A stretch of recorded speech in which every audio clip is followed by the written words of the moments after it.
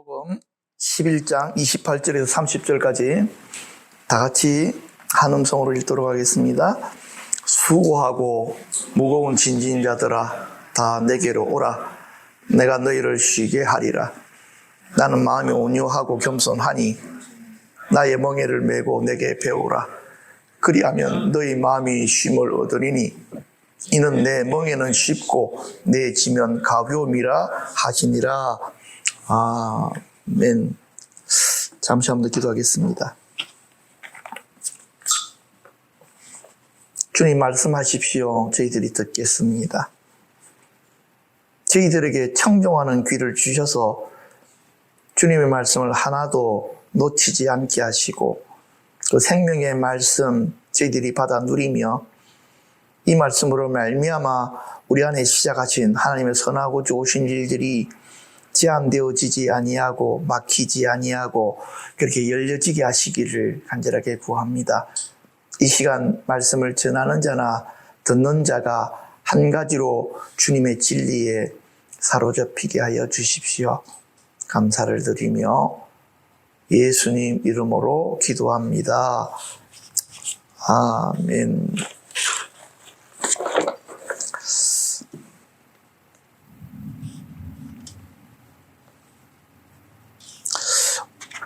오늘 말씀 구절은요, 눈썰비가 있는 사람들이라면은 우리 교회 입구에 쓰여져 있다는 사실들을 기억하셨을 것입니다. 그래서 제가 어제 교회 입구에 가가지고요, 다시금 이 글귀가 쓰여진 부분들을 이렇게 읽으면서 하나님 오늘 말씀이 증거되어질 때에 정말 이 말씀이 우리 교회 안에 그대로 나타날 수 있도록 그렇게 역사해 주시라고 그렇게 마음으로 요청하고 그렇게 기도를 드렸더랬습니다. 자, 오늘 말씀에는요, 두 사람만 사실은 등장해야 됩니다. 누가 등장해야 되느냐면요, 수고하고 무거운 짐진 자인 여러분들과 그리고 와서 쉬기를 바라시는 예수님, 이 두 분만 등장하셔야 됩니다. 그래서 오늘 말씀을 여러분들은 순전히 이 말씀은 내게 주시는 말씀이야, 내게 있는 부분들을 정리해야 될 말씀이야, 이렇게 생각하시면 좋겠습니다.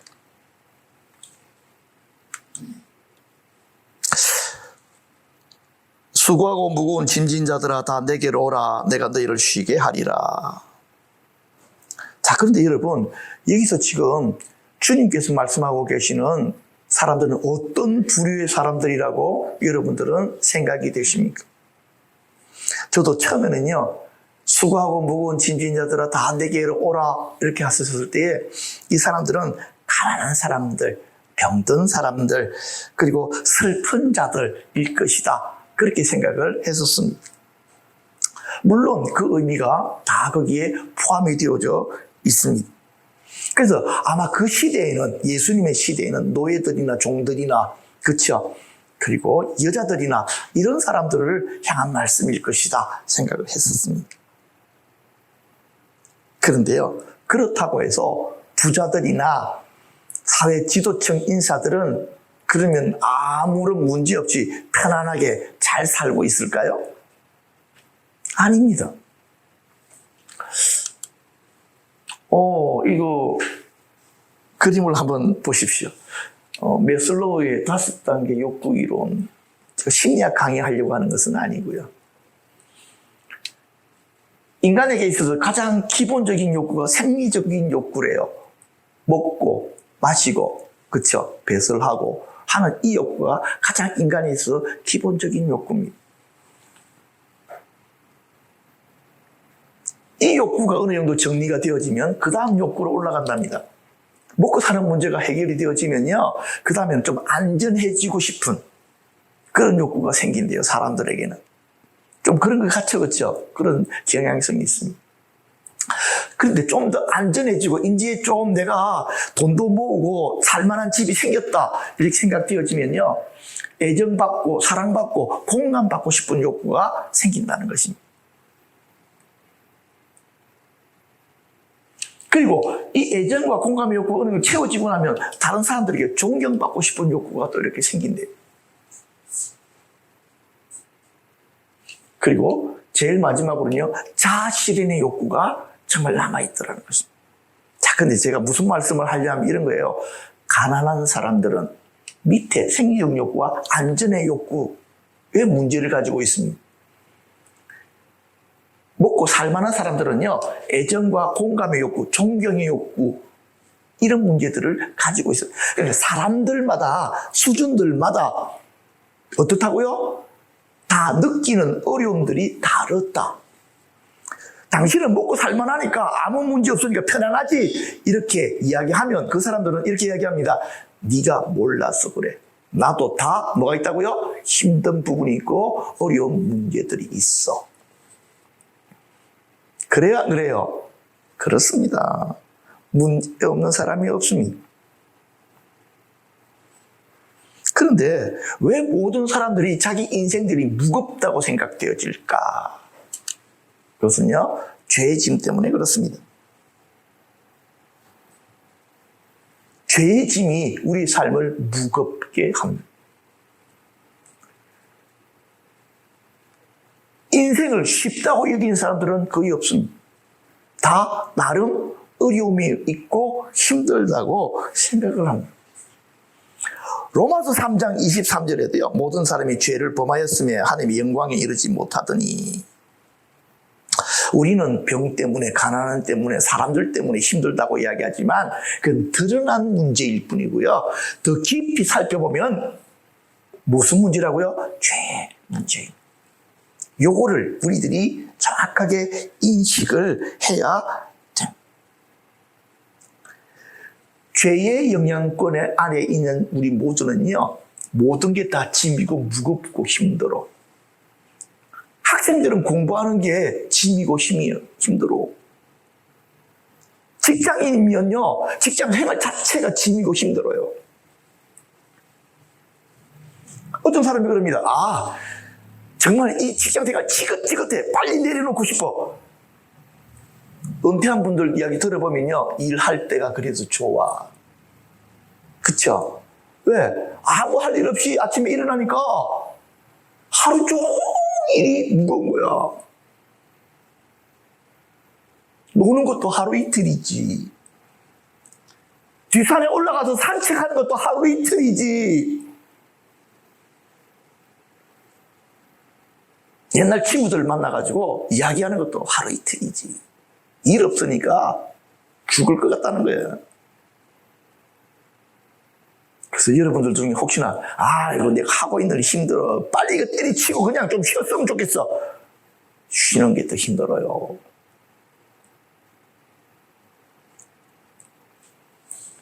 백수들이 과로사 한다 그러잖아요. 웃기는 이야기지만 그래요.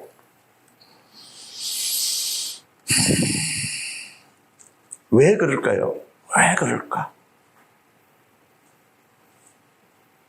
우리 눈에 보이지 않는 죄가 우리 삶을 짓누르기 때문에 그렇습니다. 그래서 다 힘든 거야.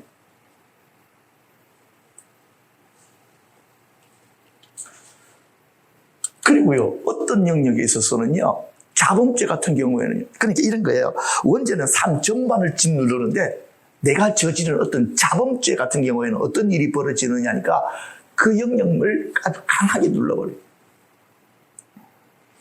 자범죄는 죄책감이 있잖아요. 그 죄책감이 우리 영혼을 고통스럽게 짓누르는 것입니다. 시편 38편을 보면요, 다윗 지은 것인데요, 이렇게 되어져 있습니다. 여호와여, 주의 노하심으로 나를 책망하지 마시고 주의 분노하심으로 나를 징계하지 마소서. 주의 화살이 나를 찌르고 주의 손이 나를 심히 누르나이다. 주의 진노로 말미암아 내 살이 성한 곳이 없사오며 나의 죄로 말미암아 내 뼈에 평안함이 없나이다. 아마도 이 시편은 다윗이 밧세바와 범죄한 이후에 아마 지었을 것이라고 많은 전문가들이 이야기를 하고 있습니다. 죄책감이 뭘 합니까? 다윗을 눌러버리는 거예요. 마치 시장에 가면 깨를 볶아가지고, 그쵸? 기계 털처럼 놓고 막 짜듯이 하나님께서 이 다윗을 짜버린 거예요. 고통스러워서 견딜 수가 없대.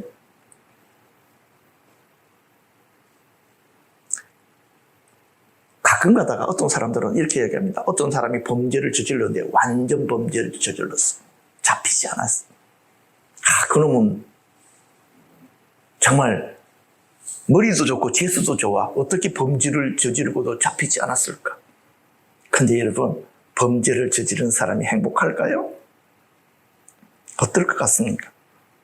그 사람은 편안하게 잠들고 편안하게 일어날 것 같습니까? 왜? 범죄를 완벽하게 저질렀기 때문에. 경찰들이 나를 전혀 잡을 수 없기 때문에. 그 마음이 편안할까요? 아닙니다. 절대로 편안하지 않습니다. 왜 그렇습니까? 밤마다 그 범죄가 깨어 일어나서 그 사람을 짓누르기 때문에 그렇습니다. 죄진 놈이 편할 수가 없습니다. 그래서 말입니다. 다윗이 시편 32편에 허물의 사함을 받고 자신의 죄가 가려진 자는 복이 있다. 마음에 간사함이 없고 여호와께 정죄를 당치 않은 자가 복이 있다. 그랬습니다. 이 마스길이라고 하는 뜻은요, 깨닫는다, 반성한다라는 그런 뜻입니다. 다윗이 나중에 깨달은 거야. 무엇을?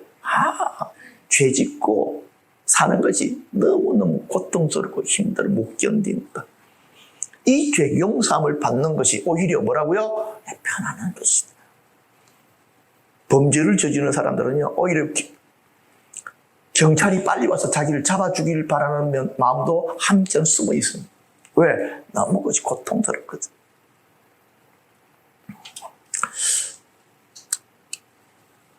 우리 인생을 누르는 짐, 가장 눈에 보이지 않는 짐은 죄의 짐이지만 우리는요, 현실적인 짐들을 지고 있습니다. 우리가 지는 짐 중에 가장 무거운 짐이 뭐냐고 가만히 봤더니 가난의 짐이야. 물질적인 짐이 우리를 너무 짓누르죠. 잠언 19장 7절에 보니까 너무너무 재미있는 말씀이 있더라고요.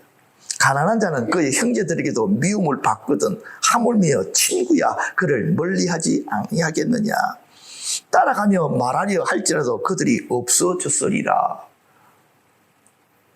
돈 없는 친구들은요, 친구들이 다 떠나. 돈 없는 친구가 뭔가 이야기하려고 친구들에게 따라오는 이야기해도요, 듣지 않고 다 흩어져 버려요. 근데 돈 있는 친구는요, 가만히 앉아있어서 사람들이 뭐예요? 한마디 이야기해도 전부 다 귀를 경청하고 막 들어. 여러분, 동창들 만나면 그렇지 않습니까? 그렇습니다. 그렇게 보면요, 돈이 힘인 것 같아. 돈이 능력이 있는 것 같아. 그래서 수단과 방법을 가리지 않고 돈 벌고 싶어. 왜? 나도 저렇게 영향력 있고, 그쵸? 뭔가 좀 이렇게 가오 잡아보고 싶어 하잖아, 남자들은.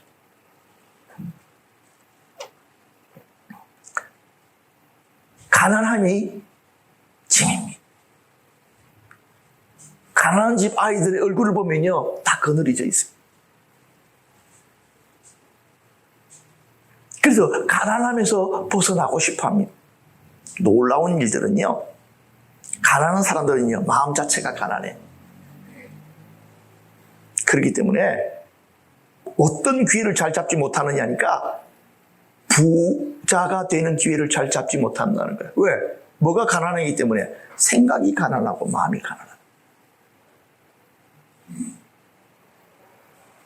마음에 부유해져야지만이 비로소 뭐가 보인다고요? 기회들이 보이기 시작합니다.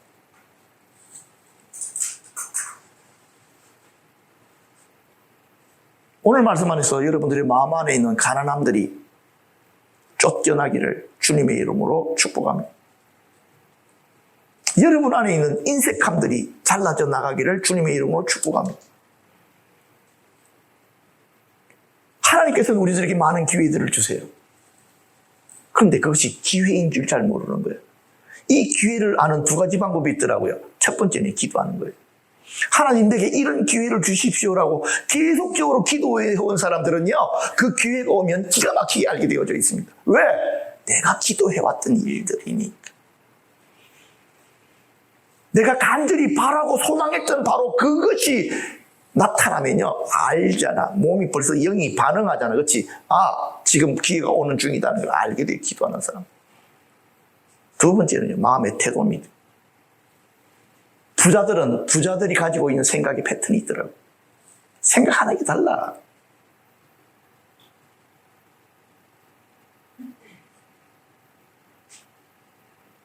여러분들이 예를 들어가지고 어느 가게에 갔는데 그 점원이 마치 자기가 주인인 것처럼 일하는 그 점원은요, 오래 가지 않아서 그 사람은 한 자리 하게 될 것입니다. 자기 사업처를 꾸리게 되어지. 그런데 점원인데요, 점원처럼 일하는 놈은요, 평생을 가도 점원에서 못 벗어납니다. 그냥 자기가 점원으로 와가지고, 그쵸, 월급 받으니까 일하는 놈은, 그런 생각을 가진 사람은, 그런 삶의 태도를 가진 사람은 아무리 세월을 가도 주인 못해.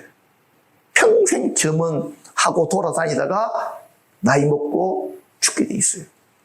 뭘 보면 알 수 있다고요? 생각하는 거. 마음의 태도가 다르더라. 보이잖아, 그게. 그치? 보여. 그러한 마음을 가진 자지. 마치 지가 주인인 것처럼 일하는 애들이 결국에는 주인이 되더라.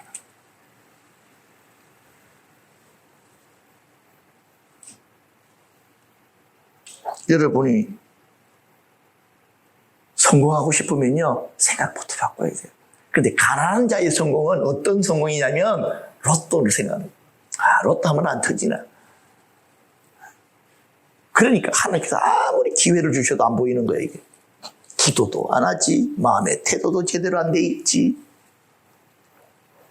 평생 가도 그 모양 그 꼴에서 절대로 한 걸음도 올라서지 못한대. 그래서 여러분들이 원하는 것이 있으면 집중적으로 계속 기도하기 시작하시. 그렇게 여러분들이 한 걸음 한 걸음 나아가지면 꿈이 이루어진다가 아니고 기도가 이루어진다. 우리는 착각하면 이렇게 생각하는 거잖아. 아무것도 없는데 갑자기 기도해서 하늘이 뭐가 툭 떨어지길 바라잖아. 그런 일은 일어나지를 않아. 그러나 기도하기 시작하면 하나님께서 어떻게 하신다고요? 조금씩 인도하셔. 앞으로 기도의 응답 앞으로 우리 걸어가시다. 지나고 보면 내가 그렇게 기도했던 것이 내 삶 가운데 성취가 되어져 있네? 이렇게 돼야지. 이게 정상이잖아. 그치? 그런 거야.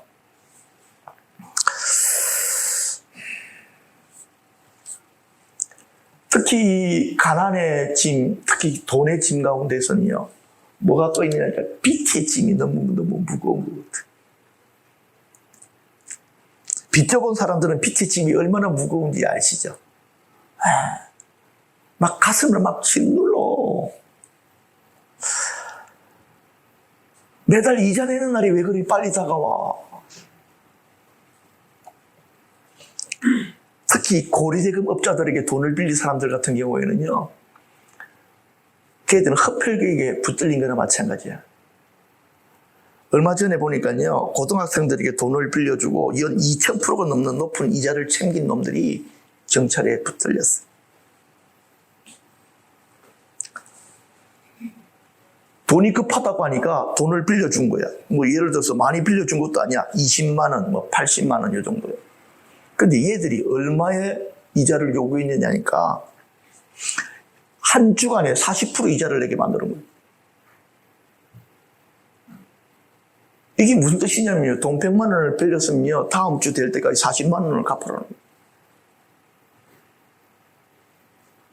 연으로 따지니까 2086%입니다.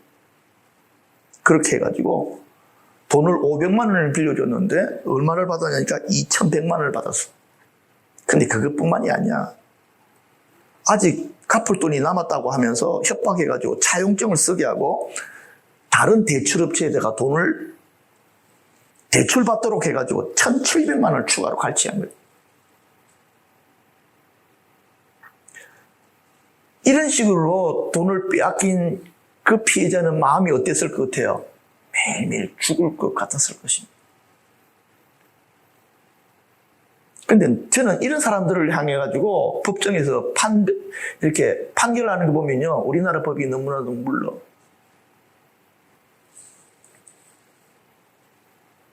이런 나쁜 놈들을 판결할 때 끽 해봤자 1, 2년 때리고 마는 거 보면 정말 내가 가슴이 아파. 그거는 뭐 다른 문제고요. 어찌되어졌든지 많은 사람들이 짐에 눌려서 살아가고 있습니다. 여러분들은 어떤 마음의 짐을 가지고 있습니까? 무엇 때문에 힘듭니까? 어떤 사람들은 돈의 문제일 수도 있고, 어떤 사람들은 자기 직장의 문제일 수 있고, 어떤 사람은 사람들과의 관계가 짐일 수도 있습니다. 사람들마다 각기에 지고 있는 짐들은 다 다릅니다. 그런데 예수님께서 말씀하십니다. 수고하고 무거운 짐진 자들아 다 내게로 오라.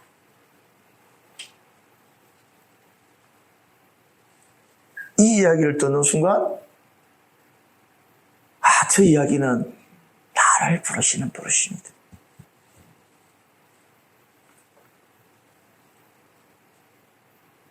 그래서 이 시간 여러분들이 가지고 있는 모든 짐, 걱정의 짐, 아니면 실제적인 어떤 짐들, 그 짐들을 주님께 맡기는 시간이 되시기를 바랍니다. 주님께서 내게로 오라. 내가 너희를 쉬게 하리라. 주님께서 말씀하십니다. 쉼을 얻기 위해서 뭔가를 하라고 말씀하시지 않습니다. 요게 너무너무 감사합니다. 주님께서는 쉼을 얻기 위해서 명상이나 단전호흡이나 어떤 거 찬야기도나 이런 거 하라고 요구하시지 않습니다. 내게로 오라고 말씀하십니다.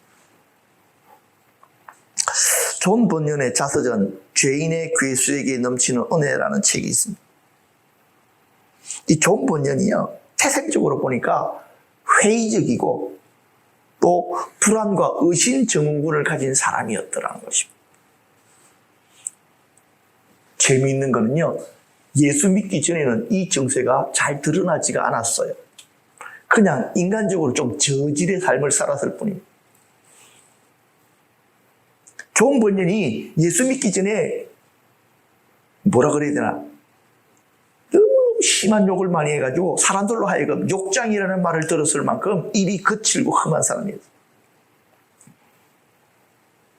그런데 이 양반이 웬법으로 예수 믿는 여자를 만나가지고 예수를 믿게 된 거예요.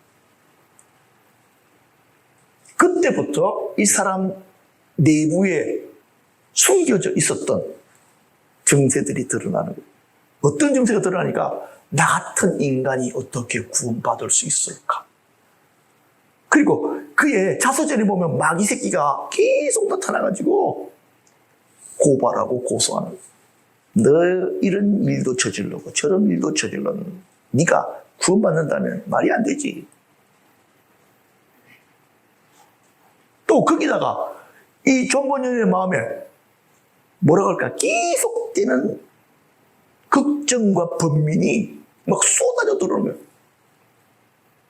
혹여나 내일 내가 이런 실수를 하면 어떡할까? 저런 실수를 하면 어떡할까? 예수 믿는 내가 혹시나 어떤 일들을 잘못하면 어떡할까? 그러니까 불면증이 와버린 거예요. 걱정, 근심, 번민. 거기다가 마귀가 옆에서 계속해서 소리를 지르. 이런 일이 언제 일어났다고요? 예수 믿기 전에는 없었는데 예수 믿고 나서부터 이런 증세가 나타나기 시작합니다. 그러다가 에판년이가 살아계신 예수님 만나고 나서 자유함을 잊게 됩니다.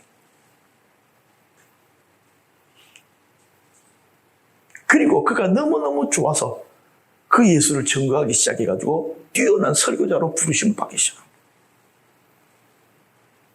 그러다가 영국 성공회에 밑보여가지고 교도소 가가지고 12년 동안 감옥 생활을 하는데, 그때 지은 책 2권이, 한 권이 죄인의 괴수에게 넘치는 은혜라는 책이었고요. 다른 책이 철로역정이었습니다. 앞에 것은 자서전이고요. 뒤에 것은 철로역정은 무엇입니까? 믿음의 사람이 어떻게 천성을 향해서 나아가는 과정 속에서 어떠한 과정을 통해서 시온에 도착하는가 하는 것을 기록한 것입니다. 존 번연의 문제가, 그가 가지고 있던 인생의 짐, 그가 가지고 있었던 죄의 짐들이 누구의 안에 들어가서 풀어졌습니까? 예수님 만남으로 풀어져 버렸어요.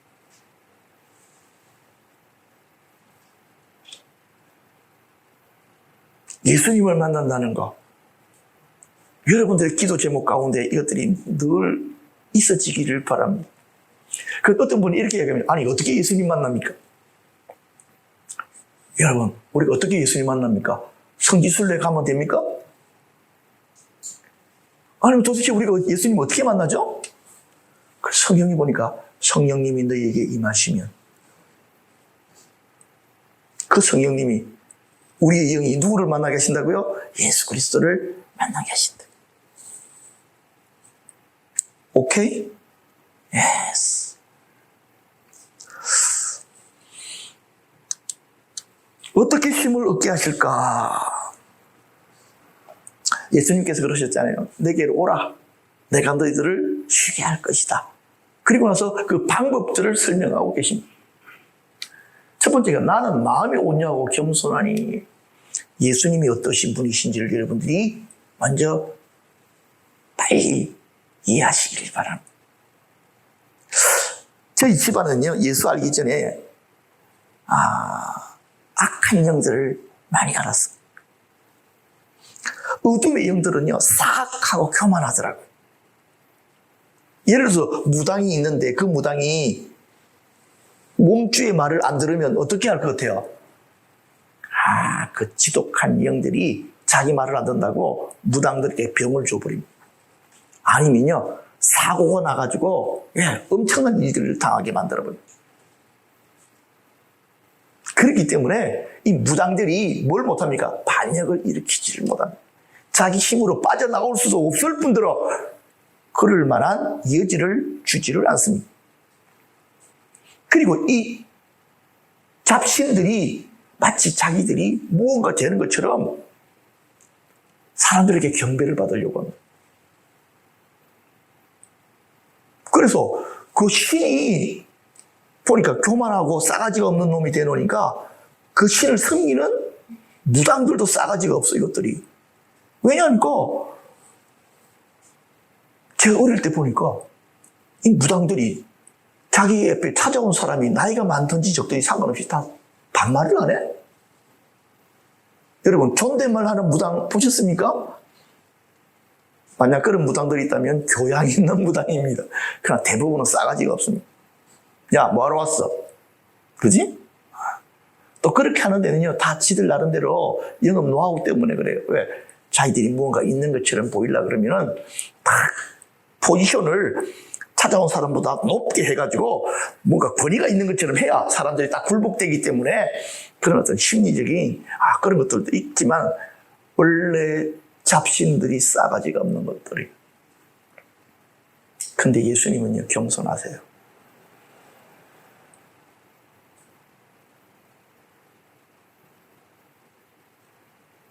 예수님이 겸손하셔.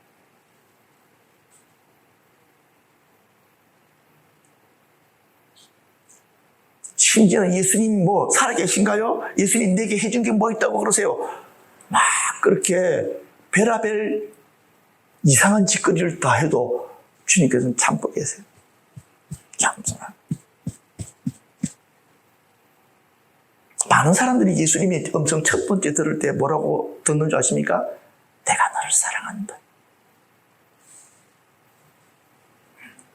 내가 너의 아픔들을 잘 알고 있고 네 기도에 내가 귀를 기울이고 있다. 그렇게 말씀하십니다. 어떤 신이 그렇게 하실까? 어떤 분이 그렇게 내게 관심을 가질까? 아니잖아, 그치? 예수님 그분이 겸손하고 정말 부드러우신 분이라는 것을 알 때에 그것만 알아도 우리 마음에 뭐가 생기느냐니까 쉼이 오는 거야. 주님께 가까이 나가는 게 부담스럽지가 않아. 주님께 기도하는 것도 부담스럽지가 않아. 왜? 그분은 겸손하고 온유하시니까. 내가 좀 실수를 해도 그것 때문에 저 녀석 저럴 줄 알았어. 오늘 내가 너 제거한다. 이렇게 안 하시는 거야. 너 실수했지만 힘내. 넘어져 있지 말고 다시 한번 해봐. 이렇게 말씀하시는 거예요. 우리가 믿는 그 예수가 겸손하십니다. 온유하십니다.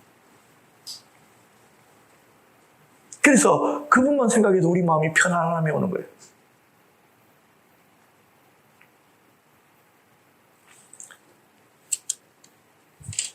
빌립보서 2장 5절에서 보면요. 너희 안에 이 마음을 품으라 곧 그리스도 예수의 마음이니 그러셨잖아요.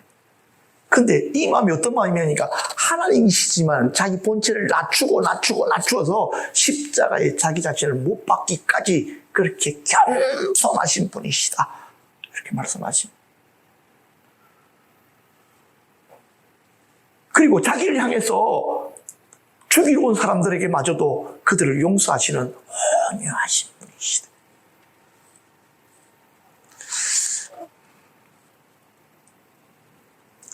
지금 이 이야기는 무당들이 들으면 눈물을 흘릴 만한 이야기입니다, 사실은. 왜? 자기들이 모시는 신은 그렇지 않거든. 사악하거든. 자기들을 올무로 묶어가지고 조정하고 말 듣지 않으면 심지어는 그 무당뿐만 아니라 그 무당의 자손들에게 계속해서 저주를 퍼부을 거거든. 어쩌지 못해서 붙들려 있는 것에 지나지 않거든. 그러나 예수님은 다르시거든. 겸손하고 온유하시거든.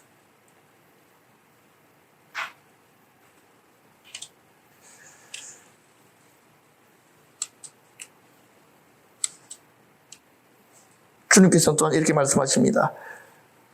나의 멍에를 메고 내게 배우라 말씀하십니다.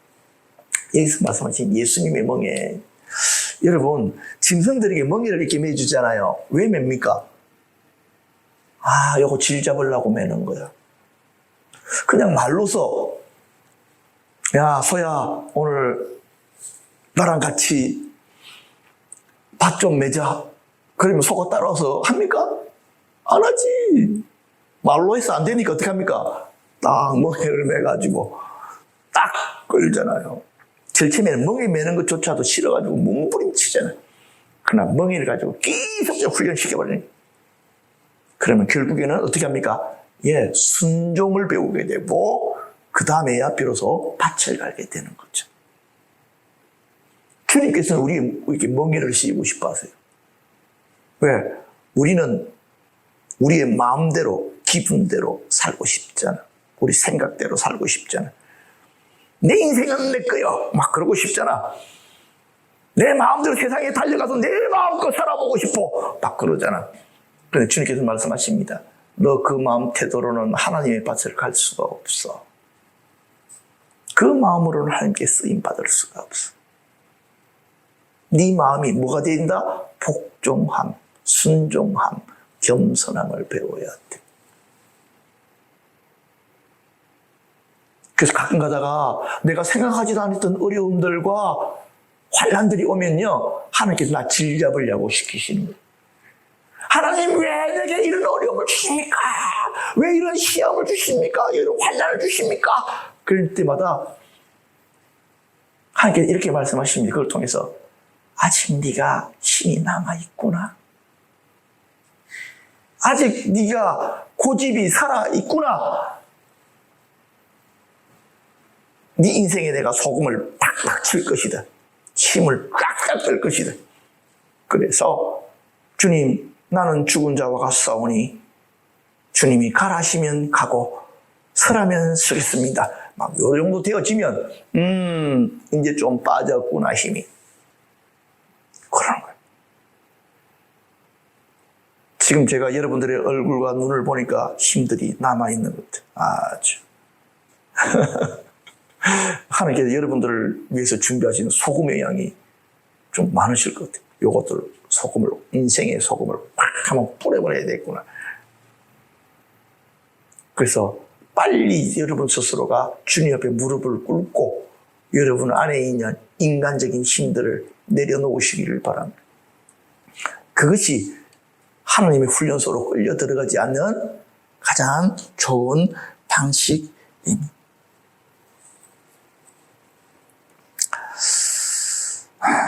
자, 그런데요, 예수님께서 나의 멍에를 메라 했을 때 이 멍에가 참 재미있게도요, 우리나라는 소 한 마리가 주로 밭을 갈기 때문에 멍에가 이렇게 생겼습니다. 그렇죠? 이렇게. 그래서 멍에를 매잖아요.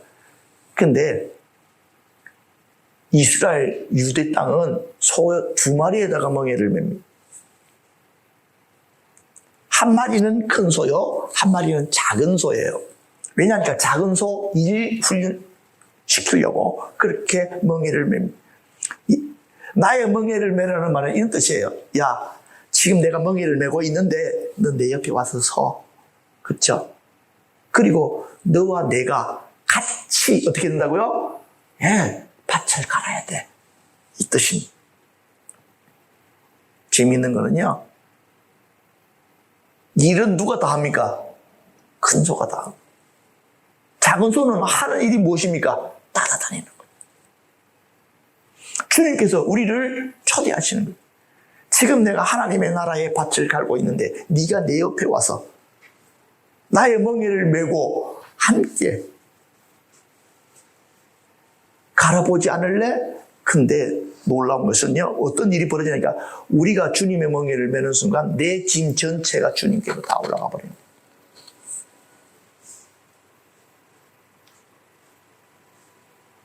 이게 비밀이다. 주님의 멍에를 내가 함께 메는 것이 내 인생이 쉬워지는 비결이다. 그런데 이 주님의 멍에가 뭔가 하고 봤더니 멍에의 실체가 무엇입니까? 십자가이더라는 거예요. 어떤 사람은 이렇게 생각을 합니다. 지금 내가 지고 있는 인생의 짐만 해도 무거워 죽겠는데 거기에다가 예수님께서 주시는 또 다른 십자가라고 하는 짐을 지면 나는 힘들어서 못 가요. 그런데 주님은 말씀하십니다. 아니야. 네가 그거 지면 네 짐이 쉬워져.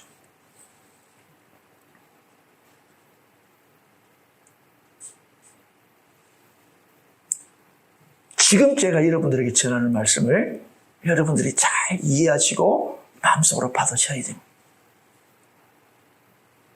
주님과 함께 멍에를 지면 내 짐이 쉬워집니다.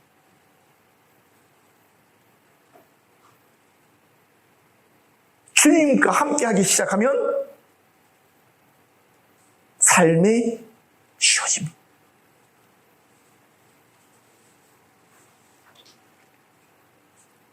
왜냐하니까요, 예수님이 지고 가시는 그 십자가의 능력이 있기 때문에 그렇습니다. 십자가의 도가 믿지 않는 자들에게는요, 꺼리는 거예요. 싫은 거예요. 그러나 예수 믿는 우리들에게는요, 하나님의 능력이고요.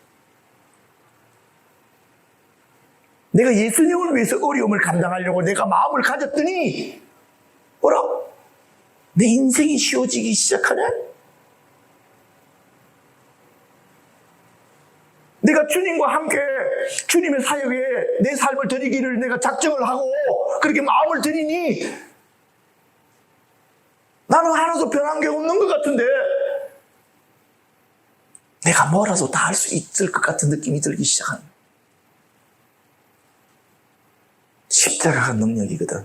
근데 많은 사람들이 십자가를 지기 싫어요. 교회를 위해서 헌신하고 봉사하고 함께하는 거 짐으로 여겨요. 근데 그것을 내 짐이라 생각하고 지기 시작해 보십시오. 그러면요, 인생 자체가 쉬워지는 것을 경험하게 될 것입니다. 왜? 이게 예수님의 약속이거든. 뭐라고요? 예수님의 약속이라고.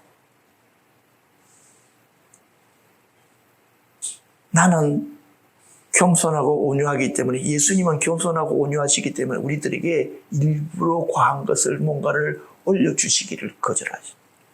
우리를 쉬게 하고 싶어 하죠. 쉰다는 말이 놀게 하고 싶어 하시지는 않아. 우리는 쉰다 그러면은 바캉스를 생각하고 과함을 생각하잖아. 그런 데 가가지고 그냥 편하게 쉬는 거. 그거는 무덤에 들어가면 편하게 쉬어. 그냥 그때 쉬면 돼. 그런 쉼은. 그러나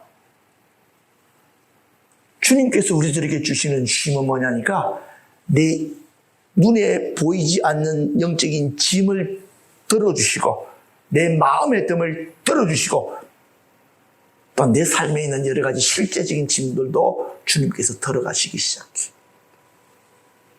그래서 뭐가 오느냐니까, 자유함과 기쁨과 즐거움이 내 안에 회복되는 거예요.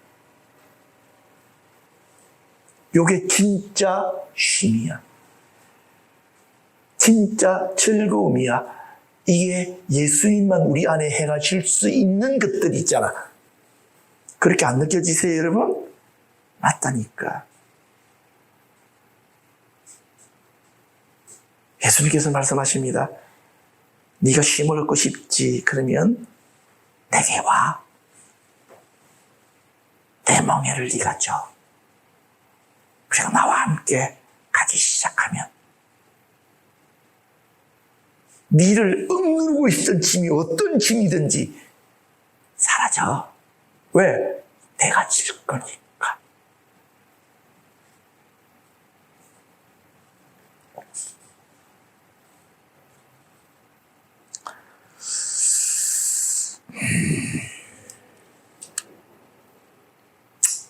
예수님께서 십자가에서 정리하신 것들에 대한 이야기.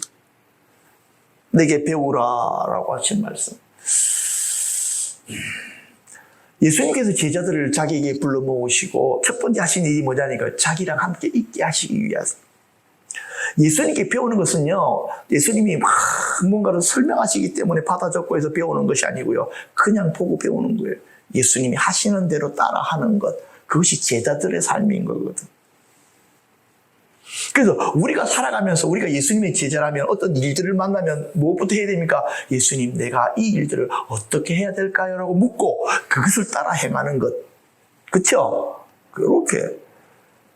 우리는 어떤 일이 생기면 내가 생각해보고 움직이는 요런 버릇이 있는데, 요게 아니고 어떤 일이 생기면 이제는 어떻게 하고 예수님께 물어보고 그 주신 감동대로, 그 주시는 말씀대로 우리가 따라 움직이기 시작할 때 그것을 보고 뭐라고 한다고요? 예수님의 제자가 됐구나, 이렇게 이야기하는 거예요. 한 가지 이야기만 좀 하고 이제 마치려고 하는데요. 그냥 이해합니다. 여기 보니까 존 홉킨스라고 이렇게 돼 있잖아요. 여러분 혹시 아십니까? 존 홉킨스. 미국 가면 대학이기도 하고요. 존 홉킨스 병원은 진짜 유명합니다. 미국에서 자랑할 만한 병원 5개 중에 하나가 존 홉킨스 병원입니다. 이 병원은요, 이름 그대로 존 홉킨스가 자기의 거의 전 재산을 이렇게 기증함으로 말미암아 세워진 병원입니다. 그때 돈으로 700만 달러를 냈답니다. 그때가 언제냐니까요, 1889년도입니다. 현재 돈으로 좀 환산을 하니까 13억 500만 달러입니다. 우리나라 돈으로 제가 환산해 보니까요, 1조 5천억 정도 됩니다. 와, 엄청나죠, 그렇죠? 그 돈을 병원과 대학 짓는 데다가 기증을 했습니다.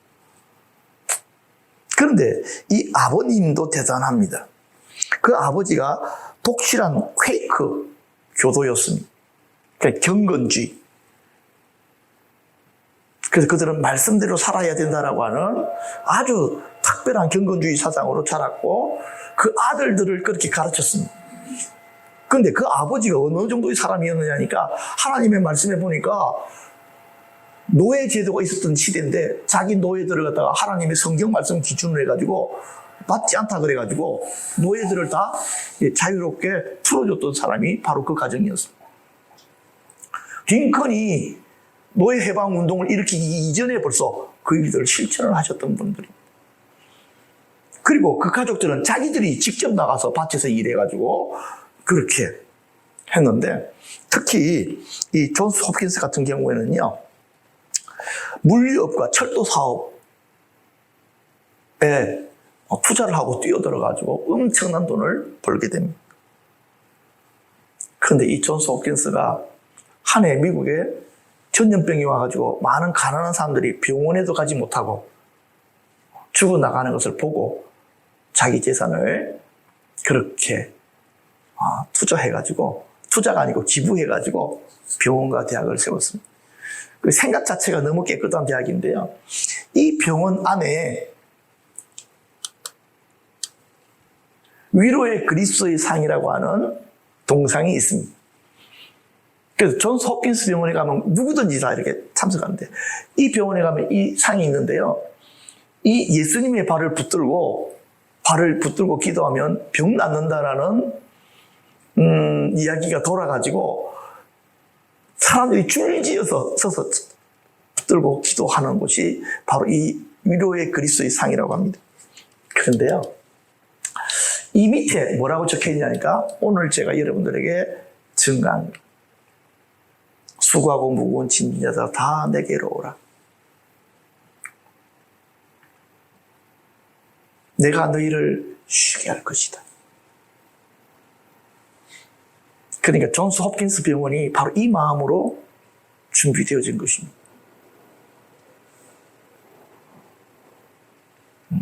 병든 자들 오십시오. 예수님의 마음으로 당신들을 섬길 것입니다. 그래서 지금도 정말 많은 가난한 사람들이 주로 찾는 병원이 이 병원이고요. 어떤 병원들은 가난한 자고 내어 쫓잖아요. 그런 걸 제일 안 하는 병원으로 알려져 있는. 설립자의 정신 자체가 그러니까 계속해서 그 흐름이 그 병원 가운데 흘러가고 있는 것입니다. 그래서 저는 존스 홉킨스가 예수님의 제자가 맞구나. 왜? 주님이 하신 일을 따라하고 있습니다.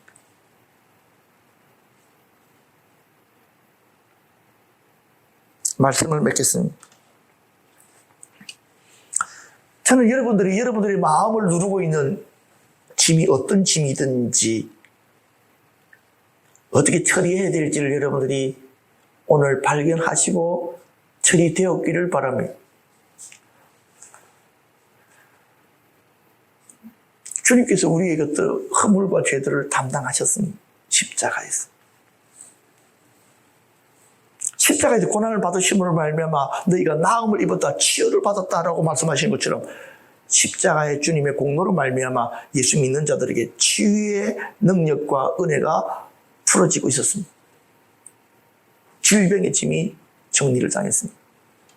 또한 그것뿐만 아니라 주님께서는 우리 옛사람의 십자가에 못 박힘으로 말미암아 더 이상 가난과 저주가 우리의 삶에 침범하지 못하도록 역사하고 계십니다.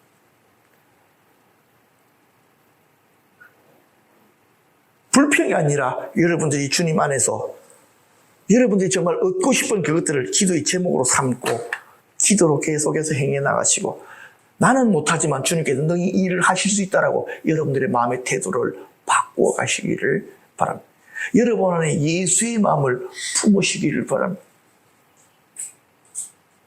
그 마음이 여러분들을 승리자로 세워가실 것입니다. 그리고 마음이 자라면요, 여러분들이 지금 힘들어서 죽겠다라고 생각하는 그 짐이 별것 아니라는 것을 발견하시게 될 것입니다. 내가 별것 아닌 것에 눌려서 살아왔네. 이 내 마음에 자격지심이었네. 내 마음이 어려서 그것에 붙들려 있었네. 이런 것 정도는 이제는 아무것도 아니지. 이렇게 여러분 마음들이 자유함이 있기를 바랍니다. 어떤 사람이 막 비난해도 그 이야기 들으면서 그래, 나도 너만 할 때는 그랬다 야. 네가 말한다고 해서 그 말 때문에 내가 죽겠니? 네 입만 아프지. 이렇게 되시기를 바랍니다. 내가 해야 될 일이 있고 내가 나를 통해서 하나님께서 이루실 일들이 있는데 나는 바빠서 그런 거랑 실험할 시간이 없어. 난 달려가야 돼. 이렇게 여러분들이 자라나시기를 바랍니다. 기도하겠습니다.